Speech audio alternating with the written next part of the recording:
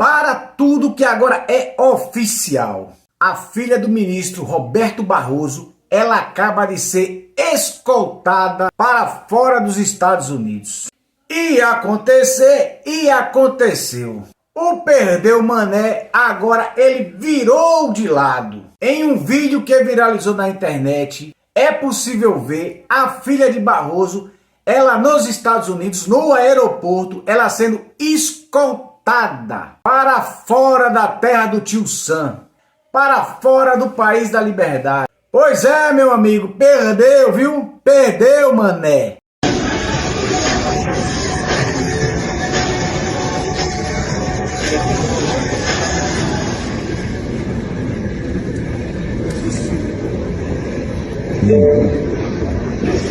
E a jornalista da CNN, ela enquadra Fernando Haddad. Ela diz que as demissões já começaram a acontecer e os contratos eles estão sendo quebrados, inclusive o Brasil. Acontece que a dificuldade econômica já começou, as demissões já começaram, os contratos estão sendo cancelados, as concessões de crédito estão sendo canceladas. Quer dizer, não precisa esperar o dia 1º de agosto para chegar nas empresas. E há uma leitura de que o governo está optando muito mais a solução política interna do que a solução econômica. Qual é o equilíbrio entre essas duas? Não, eu discordo completamente. Nós estamos, no meu caso específico, eu estou desde o anúncio, nós estamos full time trabalhando em medidas econômicas, né? Justamente atendendo na quinta... Mas quais? Você pode dar um exemplo assim, de quais medidas? Essas que eu já adiantei, mas eu não posso. Veja bem, Thaís, nós temos um problema que nós não sabemos qual a medida que vai ser tomada pelos Estados Unidos. Não está claro para nós. Ela adianta que Lula tem provocado e subestimado Donald Trump, que é por isso que o governo não quis estabelecer um contato, um diálogo com o governo brasileiro. E ela pergunta aonde foi que o Brasil errou, aonde foi que Lula errou. Porque as provocações do presidente Lula nos seus discursos, enfim, a gente tem percebido esse ganho político, as postagens nas redes sociais, enfim, é difícil entender qual é o equilíbrio disso. Eu não vejo assim as coisas e nem penso que o presidente Lula queira tirar proveito de uma situação que deveria envergonhar. Eu quero voltar aqui num tema mais político, ministro. Há uma leitura de que o governo subestimou o risco Trump. Se contentou com ter ficado de fora os 10%, achando que o Trump não ia lembrar. O governo subestimou a atuação do Eduardo Bolsonaro, do Paulo Figueiredo, lá do lado da Casa Branca, falando contra o Brasil. Não estabeleceu nenhuma estratégia de permanência em Washington, de diálogo com qualquer que seja o nível de governo, mas de um diálogo constante de posicionamento, e que por isso o Brasil está nessa situação. Essa carta tuitada é de 9 de julho. São mais de 20 dias em que o Brasil ficou quicando, e o que os empresários mais viram, agora contando desses últimos dias não, começam a perceber que o governo começou a acelerar, de novo um aproveitamento muito mais político do que uma ação técnica, onde o governo errou na relação com os Estados Unidos. Eu acho que vocês estão errando na avaliação, sinceramente. Acho que vocês estão assimilando um discurso da oposição que não tem nenhum amparo na realidade. Discurso? O discurso de que o governo não está operando. Enquanto o Brasil está caindo, a Argentina ela está subindo. Milei negocia com Trump a isenção de vistos para os argentinos visitar e trabalhar nos Estados Unidos. Isso é o que um governo de direita faz. Notícia quente: Trump e o governo de Javier Milei, os dois países assinaram uma carta de intenções. O programa permitirá que os argentinos viajem sem visto para os Estados Unidos por até 90 dias. Enquanto nós aqui no Brasil somos governados por topeiras comunistas, na Argentina Milei está mostrando quão é possível sair do socialismo, de um comunismo, de uma economia estatal, começar a dar a volta por cima economicamente e começar a ganhar moral externa. Agora Milei anuncia que a Argentina está próxima de conseguir, inclusive, a ausência de vistos para argentinos visitarem e trabalharem nos Estados Unidos. Vocês estão vendo quando um país acerta? Claro, depois de errar muito com os Kirchner e companhia, agora a Argentina deu um tiro certo e colocou Milei, um cara que é a favor da liberdade econômica, um cara que é a favor de tirar o Estado do cangote do empreendedor e mais, é um cara que não deixa haver perseguições na Argentina. Resultado prático, a Argentina está se recuperando economicamente e começa a ganhar moral lá fora. Ah, como era bom ter um Milei aqui no Brasil. Nós temos Bolsonaro, só que infelizmente aqui o nosso sistema é pesado demais, talvez muito mais pesado que o sistema argentino, mas eu tenho certeza que nós também vamos ganhar essa daí, vocês não tenham dúvida disso. Enquanto isso, o presidente Lula chora copiosamente embaixo do chuveiro em uma posição fecal. Ele chora e diz que ninguém na Casa Branca quer conversar com ele. Mas por quê? O Trump é um Trump. Trump do presidente Trump.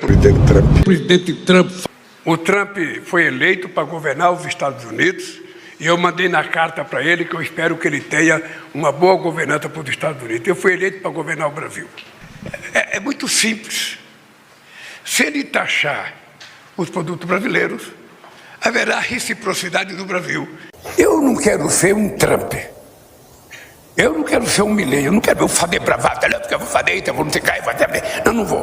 Eu estou tranquilo. E é por isso que eu digo sempre, não adianta o Trump ficar gritando de lá. Porque eu aprendi a não ter medo de cara feia. Fale manso comigo, fale com respeito comigo, que eu aprendi a respeitar as pessoas e quero ser respeitado. É por isso que eu não me conformo com a chamada taxação que o presidente dos Estados Unidos tentou impor ao planeta Terra do dia para a noite. Eu estou vendo o comportamento do presidente Trump nos Estados Unidos, eu não sei o que vocês pensam, mas eu acho que não vai dar certo. E de repente o mundo tem um cavalo de pau, em que o cidadão sozinho acha que ele é capaz de ditar regras para tudo que vai acontecer no mundo.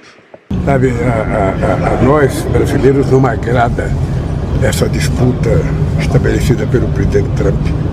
Eu acho que ela não é nem conveniente para os Estados Unidos, não é conveniente para a China, não é conveniente para nenhum país do mundo. Os Estados Unidos participou do incentivo a tudo que Israel fez na faixa de Gaza. Então não tem sentido o presidente dos Estados Unidos se reunir com o presidente dos Estados Unidos, de Israel, o Netanyahu, e dizer, olha, nós vamos ocupar Gaza, e vamos recuperar Gaza, e vamos morar em Gaza, e os palestinos vão para onde? O que aconteceu em Gaza foi um genocídio, e eu, sinceramente, não sei se os Estados Unidos, que faz parte de tudo isso, seria, sabe, o país para tentar cuidar de Gaza. Um mundo em que você tem presidente de uma nação do tamanho dos Estados Unidos, que deveria primar pelo discurso, deveria pensar o que falar, deveria ser menos internet e ser mais chefe de Estado.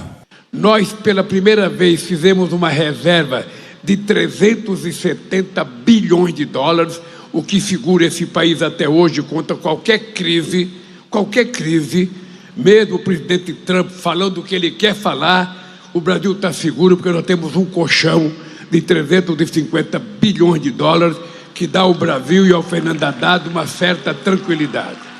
Mas eu acho que a diplomacia, desde que o planeta Terra foi criado, desde que a diplomacia foi criada, não se via uma cena tão grotesca, tão desrespeitosa como aquela que aconteceu no Salão Oval da Casa Branca. Eu sinceramente, acho que há uma parcela da sociedade que vive do desrespeito aos outros.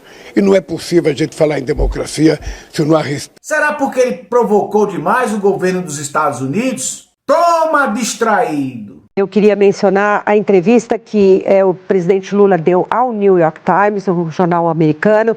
Ele, questionado sobre a disposição de negociar, disse que tentou, mas não conseguiu, porque ninguém quer conversar com ele na Casa Branca. E perguntado sobre a questão, o ponto principal, a questão política da atitude de Trump atribuída ao julgamento de Bolsonaro, eu acho que é um dos trechos mais importantes da entrevista. O presidente disse, eu acho que é importante que Trump considere, se ele quer ter uma briga política, então vamos ter uma briga política. Se ele quer falar de comércio, então vamos sentar e conversar sobre comércio. O que não pode é misturar esses dois lados. E conclui o presidente dizendo que espera que a civilidade retorne à relação entre Estados Unidos e Brasil. O tom da carta de Trump definitivamente foi de alguém que não quer. Mas no mais é só isso, pessoal. Beijo grande pra você. Ficar com Deus, porque eu fui!